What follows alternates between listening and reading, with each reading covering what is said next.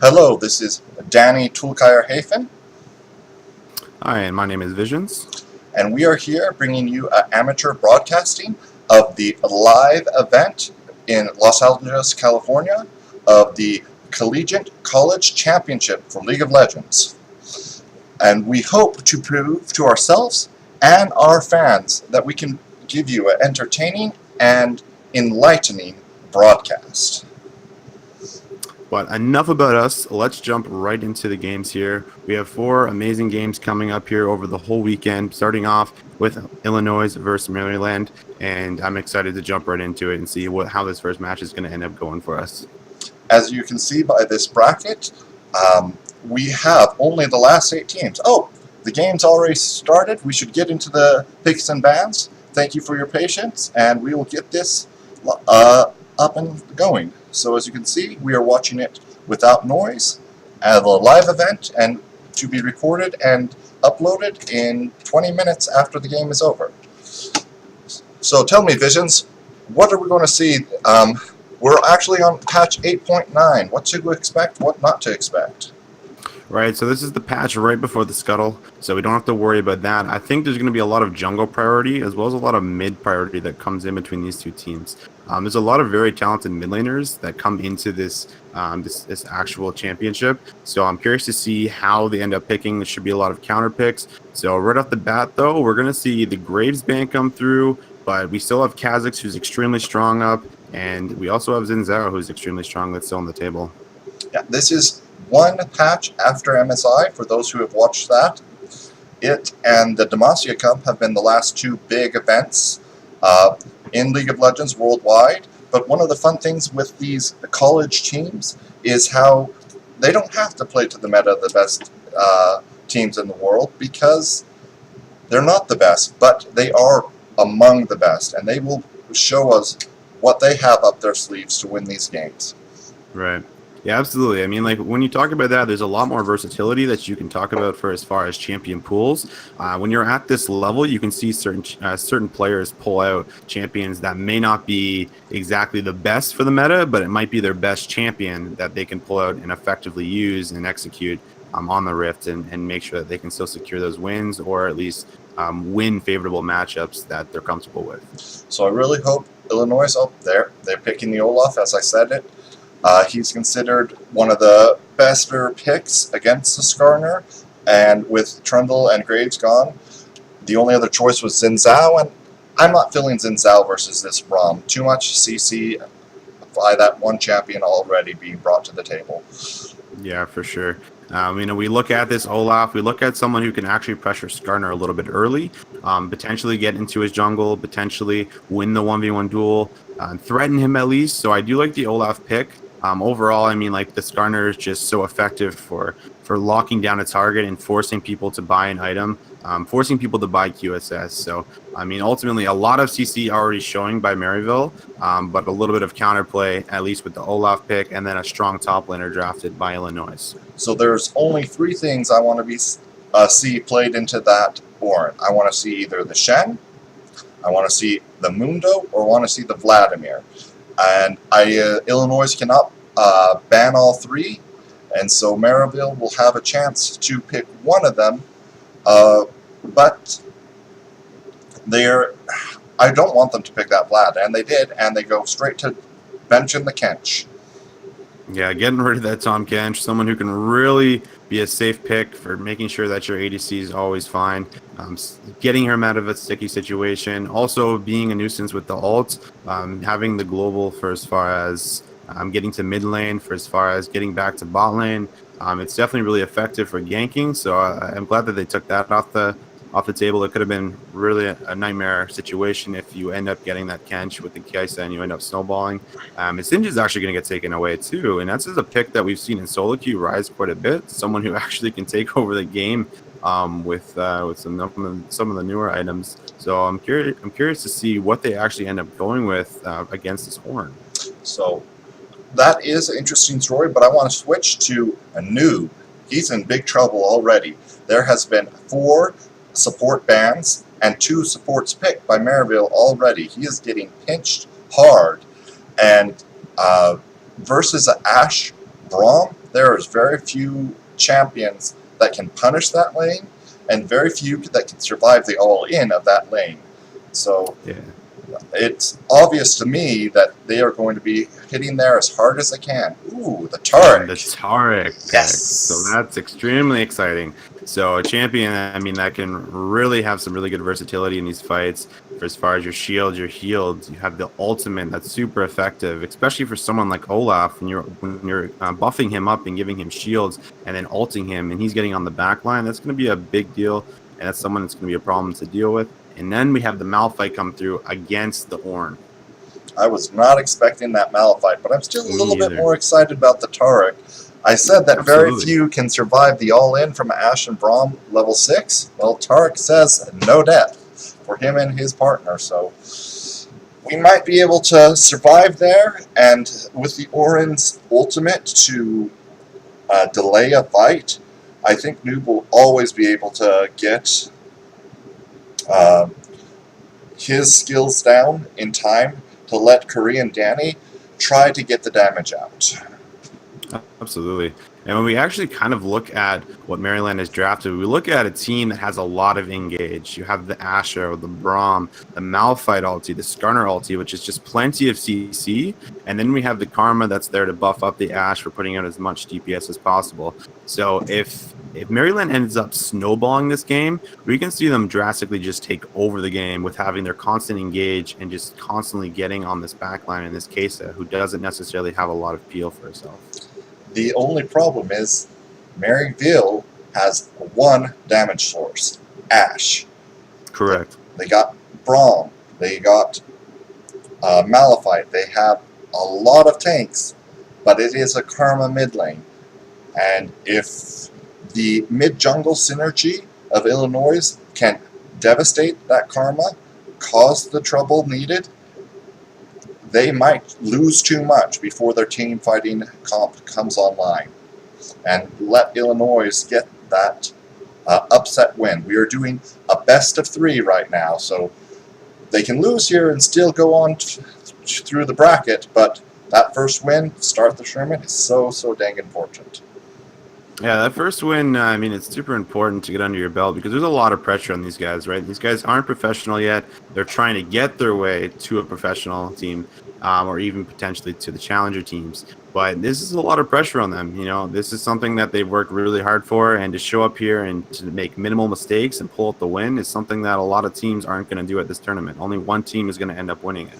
So it's a lot of pressure. I'm curious to see how they end up playing with it, and I'm making sure that they also don't making sure that they also make the right plays and don't just sit back and let a team just roll over them, and they try to engage and be proactive. Mm-hmm. So we have some pretty classic choices for runes.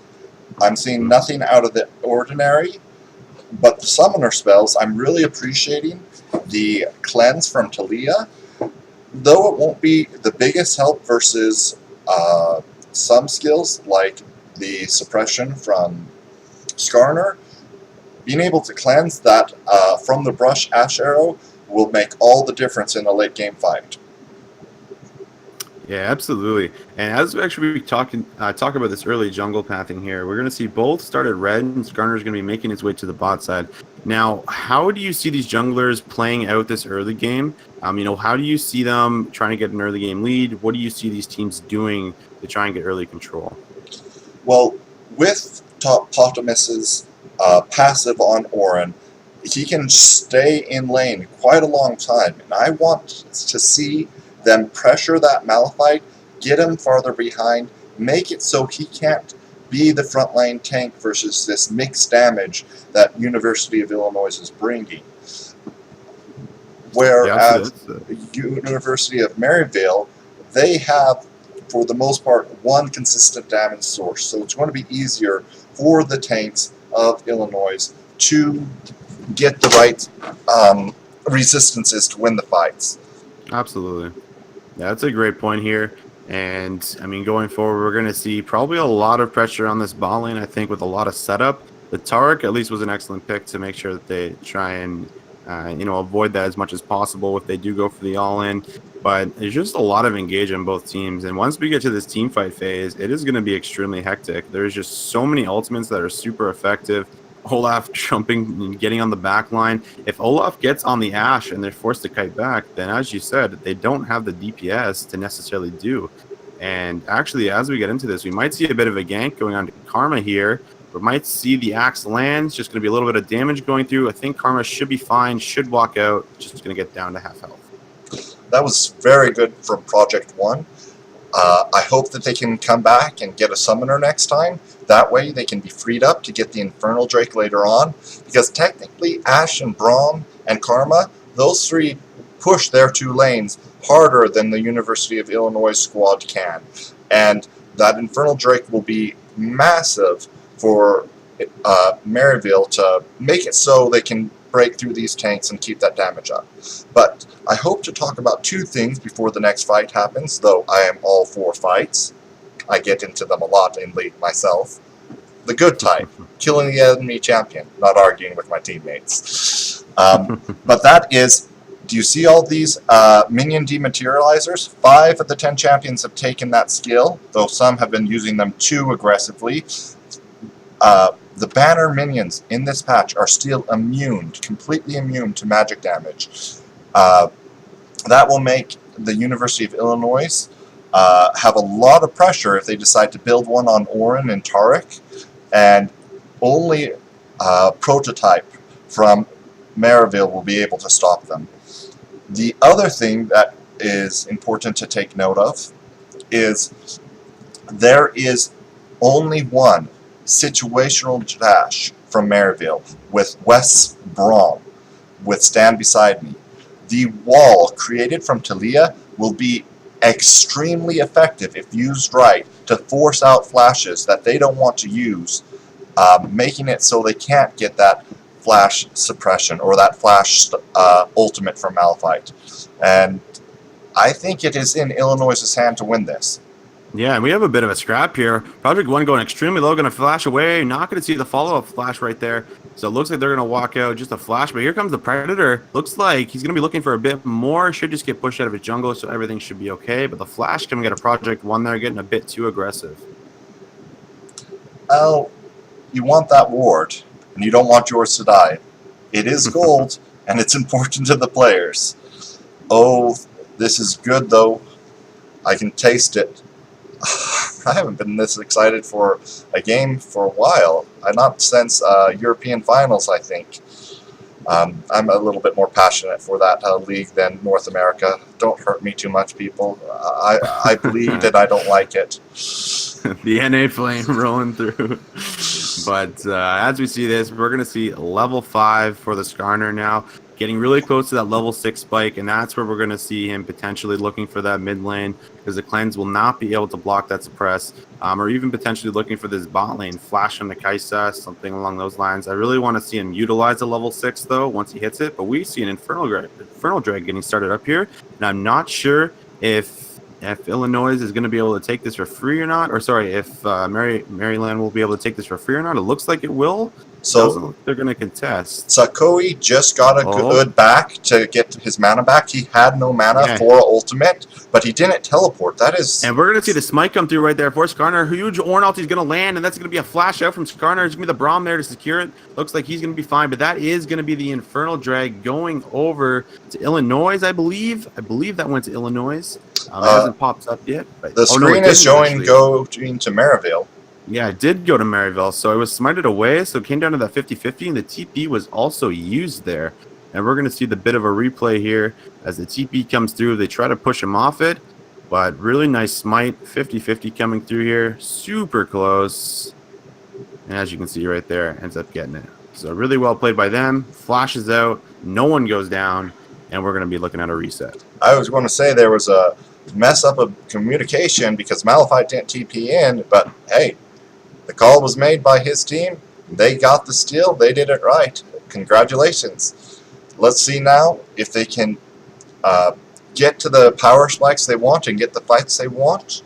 I think it's quite possible with the teleport being down because they'll have that push still in mid lane, and hope to see soon here a 5v3 dive bot lane in about 2 minutes, based off the way the lanes are and the item purchases. Yeah, it's very likely that could happen. I mean, we look at someone like Talia, someone who can also get down to that lane, or even to the top or bottom lane, someone who has a really good roam potential, and that's something we might look for. And we might actually see a gank. I think it's going to get sniffed out though. Ward's probably going to come through, so all should be fine. But yeah, we talk about that roam potential. We talk about Karma also being someone who could probably get there relatively fast as well, with her speed ups, but. This is going to be really interesting to see how this first blood ends up going down, but I do think you're right. I do think it is going to be revolved around this bottom lane for sure. So, going back to the minion dematerializers, of the 25 stacks that this game started with, 30 stacks this game started with, there is only 7 left. I am actually quite sad that Maryville decided to use them all so quickly, because if that banner comes out, and 5-6 minutes later, they're going to really regret not being able to kill it, because Prototype will be locked down in the bot lane to make sure they don't give over a free Mountain Drake. Yeah, absolutely. And we can see both mid laners actually making their way down to the bottom side there, thinking that something was going to happen. Looks like it'll just be a reset now, just going to be some vision cleared, and we're going to see a bit of damage. Nice trade going over for Maryville, and this is just going to be lots of pressure going on to Illinois right now on their bot lane. So we have the Predator up for both junglers, misread that. Their Predators will be up here in about 45 seconds, and I hope to see them used. There are no summoners down, but if we can get them down now, they won't be up for that tower dive that I suspect will still be coming soon. Yeah, absolutely. You can see how much time and priority that Wallace is spending down here, and they're going to look like they're going to get some chip damage down on this turret, but he's basically spent all of his time down here constantly showing his face, constantly putting pressure on the bottom lane, and now it looks like the Rift Herald should be going over to Illinois. It should be secured. I don't see if they're going to lose anything, but they might end up taking some more damage towards the turret and might lose the wave. I am really sad Korean Danny and Noob decided to stay. They should have backed. They are going to get punished, in my opinion, for not backing now and taking another 8-10 seconds. When that Rift Herald declaration is made, they will know where Project 1 is, they will know he will have to back, and they will have priority for that first tower quite easily. Yeah, that's a really good call. And there is the Rift secured by Illinois. Look like they might be able to place that at some point. Maybe exert some pressure that is going down on that bot lane, because that turret is extremely low. We are at the 11-minute mark, which means that we can potentially see these roams. We're going to see Karma look for the shove and then potentially look for that roam bot and push bot lane off the turret just to secure that. And then that's most likely how I see this next few minutes going. It looks like Karma's already moving down potentially for it, but that's most likely how it's going to happen. It's about 25 seconds on the teleport from Orin, so they're just going to seed the tower, and that was seeded not 5 seconds ago. It was seeded 45 seconds ago when they didn't back earlier, when they stayed for the 3 or 4 more creeps. And that was just a little sloppy macro, but I still think they can do some good things here and help their team take this first game of the day. Yeah, we're going to see maybe a bit of a gank come through. It's going to be a sidestep by Prototype. Prototype's going to land the W, so he should be fine. He's going to walk out. Really nice sidestep by him, making sure that he doesn't put himself in a bad spot. No summoners are blown. So they had the ultimate from Korean Danny. Noob was there. I would have really liked to see the flash stun from Noob. Use it aggressively. You have Guardian. Your ally could have ultied in once you got the stun. You both would have got the speed up. She wouldn't have been able to run away, or if she did, she would have had to commit 2 summoners to get away for the cost of 1. So that was a little saddening to me, but we'll see. We'll see if they can make something bigger happen with those summoners in a more important fight instead of just getting a pick and nothing else. For sure. We're going to see everyone also group up in the mid lane here, potentially looking for this first blood. Skarner does have ultimate, which means that we might see a play here. And this is Danny walking up a bit too far. Should be fine, though. He's just going to clear the ward, and we're just going to see a bunch of vision cleared back and forth here. A little bit of poke going down, but the Ash ult's going to come through. That's going to land on a prototype. He's going to get ulted back. Tartak ulti's not going to land just yet, but we have Olaf on the back line, seeing if he can put out any damage. Looks like he's looking for one. He isn't going to find it, though. That's going to be two. That's going to be huge damage coming out. Ash putting out as much as she can, but we're going to have Ornn also on the Ash. Prototype is going extremely low, trying to kite as much as she possibly can, but she's going to get clapped. She's going to go down, and that's going to be Noob now, and that's going to be the last one is Ornn trying to walk out, but this should be another kill secured. This is going to be the Predator coming through. Stun's going to land, and I don't think Ornn is in a position where he's going to get out of this. He should also be going down. I don't think he has it. He's going to go down he has slowly. It. They no longer have the mana. He is out. What are you talking about? You can't kill this hippopotamus. Oh, don't make me a liar. Oh. And that is going to be a huge fight going over to Maryville. Really well played. Olaf going a bit deep there, as we saw on him. He was going to flash away and ended up living, but just the huge engage coming out of Prototype with the ultimate, really well played by them. But that is the first fight of the game, and it was a scrappy one. Yes, it was, and here's the Mountain Drake as just more prize for their money, and we still have yet to see that Herald drop down to try to get something back, and there is one consolation prize here. Minion Dematerializer stacks still on Illinois, where Maryville has none. And that will let Ornn have the pressure versus Malphite for the next few minutes. And I hope that they can use it to stall out, to get their tanks tankier, and to get Korean Danny to where he needs to be to get the instant kills. And we're going to see a dive here. There should be Karma going down. TP's going to come through. We do have Kaisa tanking, and it looks like it isn't going to be a trade. Just going to be one going down so far. Rift also coming through. Ash Arrow is not going to land. That's going to be Karma going down as well as a turret, but it looks like that should be traded by Maryville. Very well done from Prototype and West, pushing the second they saw the commit top lane. And I think that Malphite should not have TP'd there. He's going to regret that as he has to kill more and more bannered minions as they come these next 5 minutes. And here we have the replay of that fight from a few minutes ago. Yeah, and you can see that Danny actually had his flash up there as all this damage come through. Braum blocking the Ornn ulti there. Really well played by him. Jumps back. And just huge play by Malphite to flash in. Overall, this is really well played. But I really would have liked to see Danny use the flash. If he ends up flashing out there, I think this fight actually goes completely different because he couldn't get any DPS off whatsoever that fight. And you got to sit down and ask yourself, what is the pressure these kids are under, these young adults are under? Some of them might not have ever played on a stage this big before. And even if they have played on big stages with big crowds before, this is the LCS stage. They are sitting in the seats of people they've been idolizing for 3 or 4, 5 years even. Some of the best players ever have sat in the chairs they're sitting in, and they are trying to make their mark here and to win this collegiate championship. And I think, honestly, nerves might have played a very big part in that last fight. Absolutely, and I think it's going to play a huge part throughout the entire tournament, especially once we get to the point where we're in that finals and you're in a point where every situation that you're in, every play that you make can lose or win you the game. And, that's a lot to bear on your shoulders, and especially if you're someone that's looked at as a carrier, someone who's looked at as carrying your team. So it's going to be very interesting to see how they respond, but obviously they're definitely not out of it yet, just a 2K gold lead. But as we look, it looks like Maryland is going to be looking for the top side, and they might have another turret going down. But the push from mid is going to be extremely fast as well, and they still have opportunity to fight. We are seeing some important 2-item power spikes come through, like the banner and the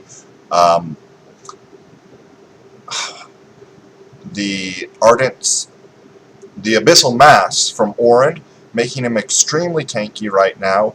Only Ash will hurt him, and with the team fight potential of, oh, here comes that, oh, Yeah, and here beautiful. comes Talil. That's going to be a huge RLT. Olaf's going to be in the back line, seeing if he can put out as much damage as possible. There should be Braum going down. That's going to be one going down. They're going to turn their attention on to Malphite. Really nice sideman shove coming out. Malphite going extremely low. That is going to be a 2-for-0 right there. Really well played. Amazing Talil wall coming out there. And that is a 2-for-0. And it looks like they're going to be having their eyes on that bot side turret potentially. I hope so. That was beautiful by Xeno. Beautiful Talia ultimate, exactly what I was talking about a long time ago. There are no dashes on Maryville except for the Braum and technically the Malphite ult, but that's the worst thing to see. The worst feeling to have in a professional game is when you have to Malphite ult defensively and not aggressively. And though he gets a 3-man knockup here, it's not enough. Ooh, 4-man knockup. It's not enough to... see the isolation coming through here. It was just so hard for Prototype and Wallace to actually get into that fight, and because of that Talia wall, everyone just ended up being isolated, and they just focused one target after the other. Extremely well played. Xeno with an amazing Talia wall. That's the plays we want to see. Plays like that going forward is what's going to win you the game. Really well played by them. 2 turrets now going over to Illinois, and now we have a much shorter gold lead, only about 1K. So Noob right now has an Aegis of Legion in his inventory. I hope that that's not a banner. They don't need a second one. One is enough. Get a locket. A lot of the damage from from Maryville is upfront burst damage. Use the locket. Hey, their engage did no damage. Now run them down. But sometimes players don't make the mathematically best decision.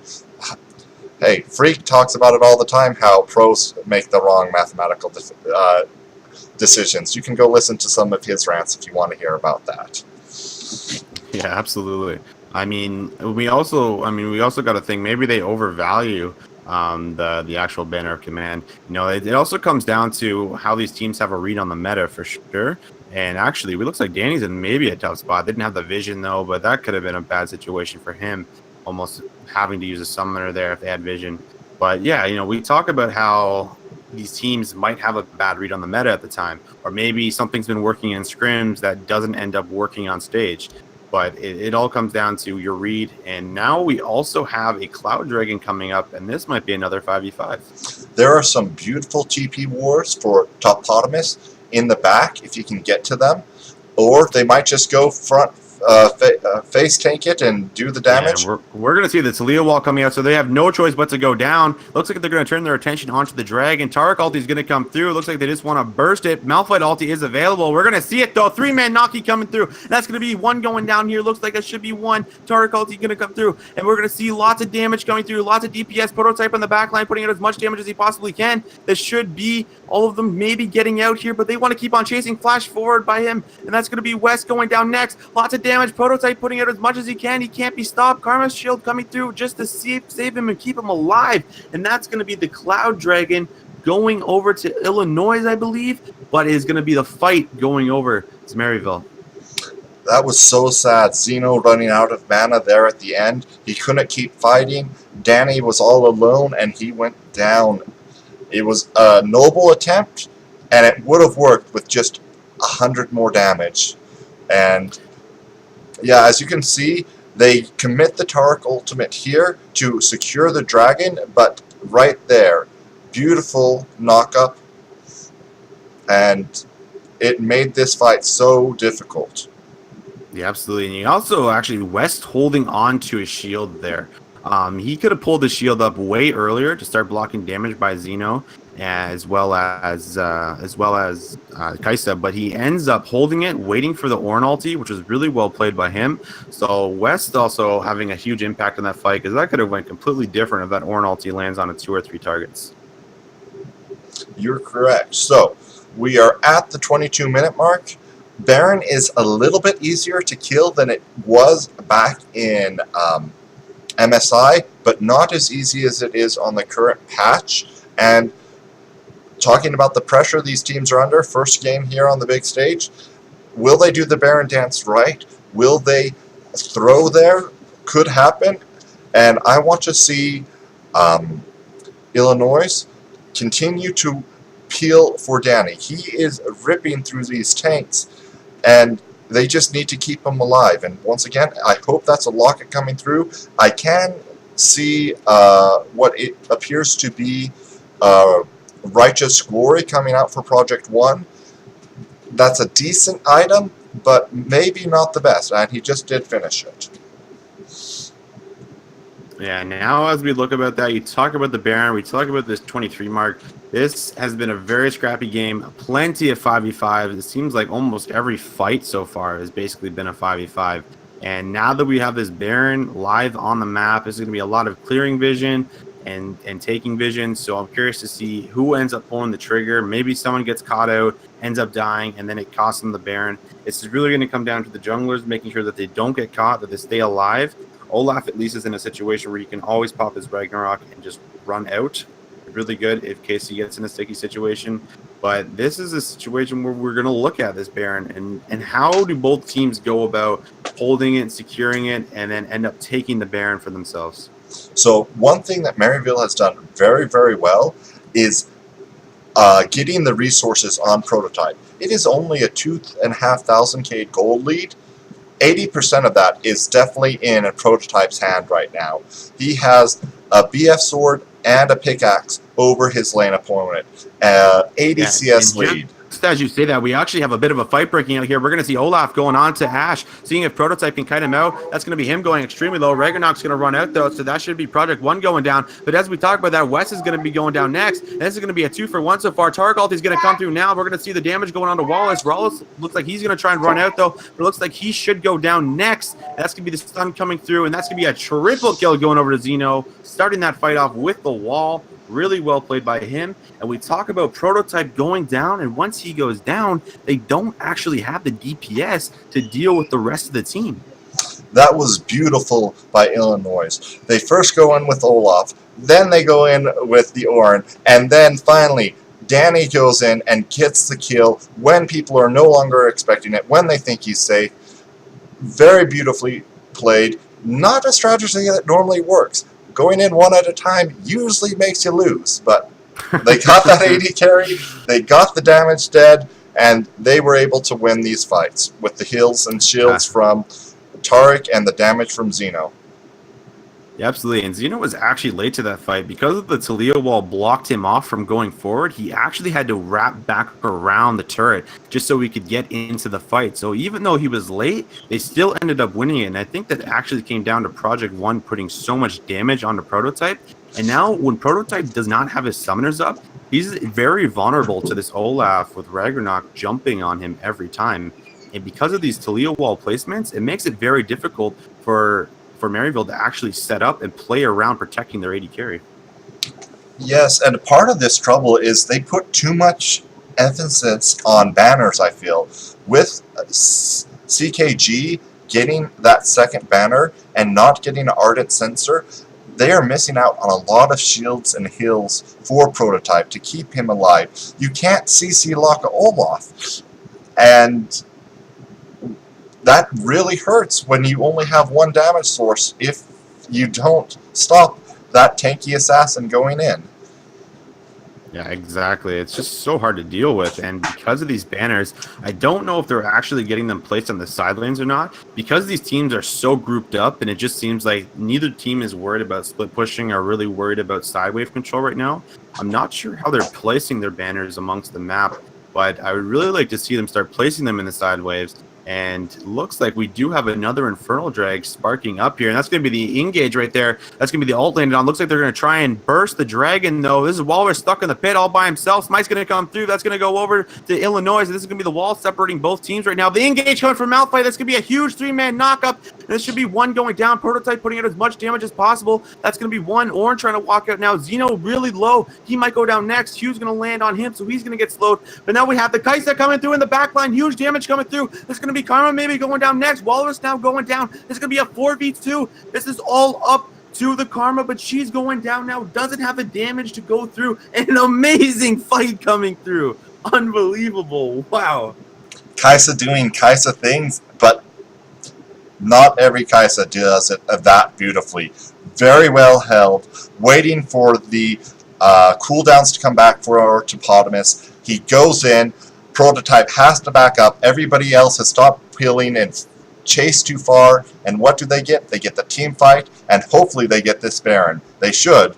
Yeah, it's Malphite all alone, actually, 1v4. He's going to take one with him, maybe looking for more. He's going to flash away. Looks like they should get him, though, 1-for-1, but he actually ends up stopping the Baron. Ashe ulti coming through, going to get blocked up by Ornn. But wow, Malphite coming through, stopping it was actually huge. Yes, it was. It was a great fight, but I want to touch on something.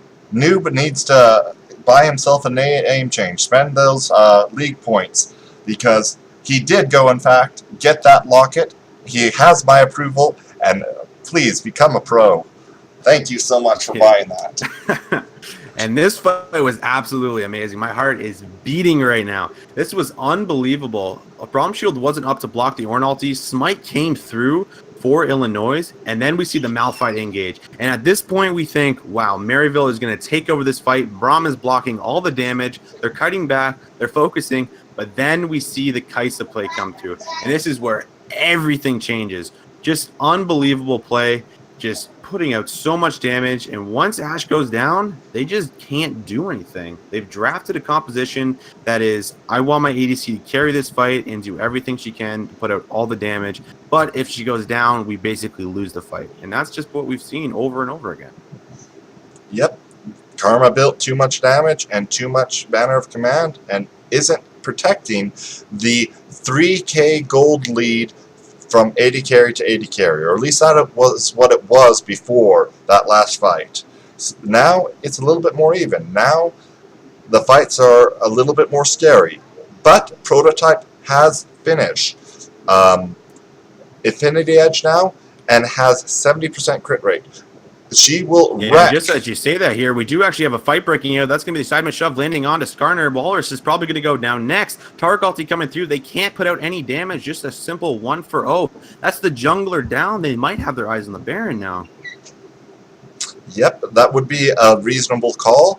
I really want to see the overall game damage charts, because at this point, I think Topotamus has the most damage in the game for his team. Maybe only beaten out by CKG of Maryville for total damage, and he has had some beautiful plays, some beautiful flashes, but he still made me a liar. And just as that, we actually have the Ashe ulti coming through. Huge Malphite ulti coming through as well. Kaisa trying to kite back up. Huge shield. She's not going down. Prototype putting out as much damage. Now going to get buffed by Karma. Looks like the Baron is going to get stopped once again, and that's going to be Project 1 actually going down. I think that was to the Ignite, and now that's Illinois jungle down, and now that Walrus is back up, they might even potentially look for something as far as clearing vision out and taking control of Baron again.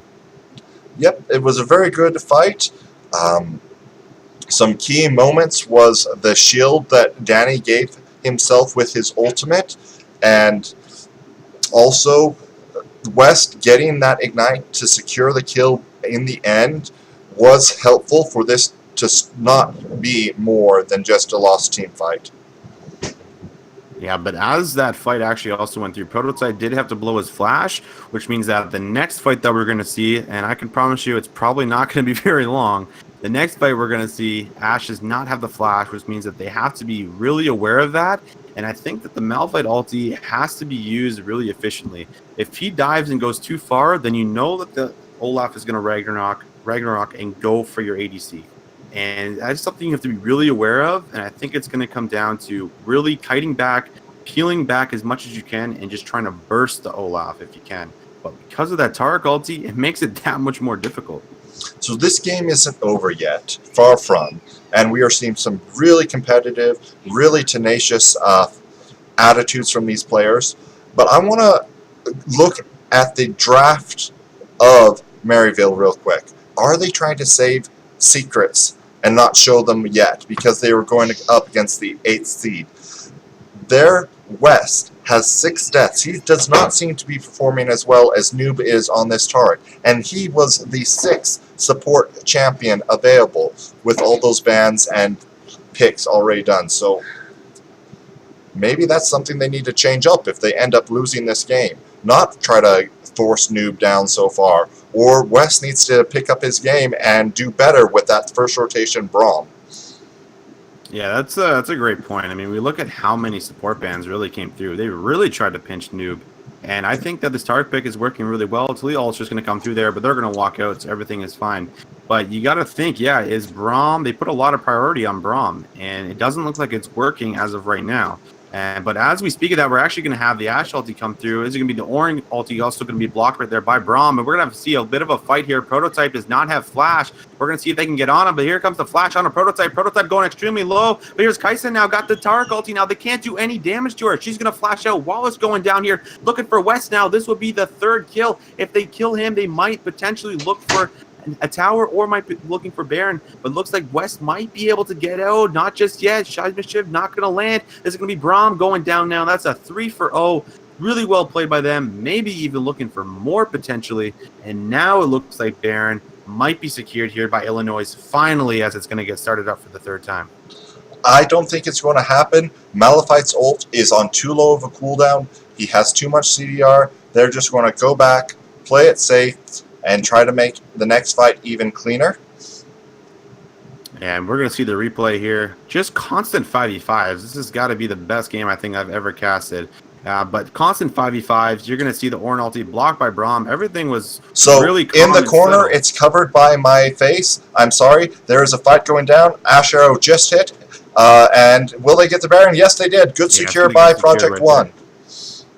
So everything's secured. Finally, the Baron going over, and this is where we're going to see them really press the attack and put their foot on the pedal and seeing if they can actually break the base here. This is what we've been seeing. It's taken them 34 minutes, but finally they end up getting it, and now it's going to get really interesting. So what made the difference in that last fight was even though they decided to try to focus down Noob, they failed to kill him in time. He got his ultimate down, and even though he dies, it finishes its cows. His team is invulnerable, and they were able to go in and kill Prototype. Get that AD carry, punish him hard, and at this point, I'm wondering if Walrus should just save his ultimate and kill for Prototype, and let them have the superior front-to-back fight instead of trying to kill and grab people, because he keeps failing every time. Yeah, it seems like the Skarner pick hasn't really been effective because of that. It seems like when he does look for someone or tries to kill someone, the Tarek ulti comes through and everyone is safe and they're fine.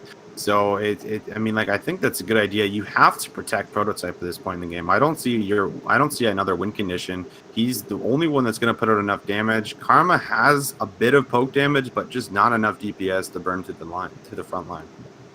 And that was the Braum shield down. Here comes the engage, as expected. Here comes the Ornn ulti. Not going to land on anyone, but they're going to get into the base. That's the main goal right there. This should be the inhibitor going down, and now they might have their eyes on top lane as that huge wave is pushing towards that tier 2. I wish I could see bot lane. If there's a banner minion down there, they might lose a tier 2 tower, but I think forfeit that, keep the pressure up. Don't let Maryville recompose themselves. Don't let them think. Just break them down with this Baron as you have it. And I think the only way Maryville is going to come back into this game is I think they need to wait for the Malphite TP to come back up so that they can look for a flank and just disorient Illinois, because this 5v5 fighting has just not been working for them. And every time it seems like as we get later into the game, Illinois is just completely rolling over these fights and taking over. There's nothing they can do. And as we talk about that, we're going to see the Talia wall going to come through, and this is going to be 3 people cut off right now. We're going to see them walk up. Ashe ulti is going to come through. Only going to land on the 1. We're going to see Malphite landing on the 2, though. Lots of damage coming through. Tarek ulti coming through now. Flash coming out from West to get away, and this should be an inhibitor going down. No Tarek ulti available, but here comes the Ornn ulti. Going to land on a 2 right there. Huge damage coming through. Flash going to come out right there. But here it looks like the inhibitor should be going down. I don't think they can do anything, but they're going extremely low. Illinois is in a position where they might be able to get white here, but it looks like they should kite out. They got the inhibitor, or no, I don't think they got the inhibitor actually, so they actually have to come back for that, but they end up losing 1. They still got the tower. It was still a good Baron play. Sure. And from going and being 2.5k down 10 minutes ago, they are now 5k gold up and winning and proving themselves to not be someone you can just ignore. They are here to win. They are here to make their mark. Yeah, actually a huge karma queue coming out there with the enhanced ultimate. They're landing on, I think, 3 people, and that's what really chunked them out there and forcing them back. But as we see this, it looks like Illinois is now making their way towards the bot side, going to use this wave to maybe secure the tier 2.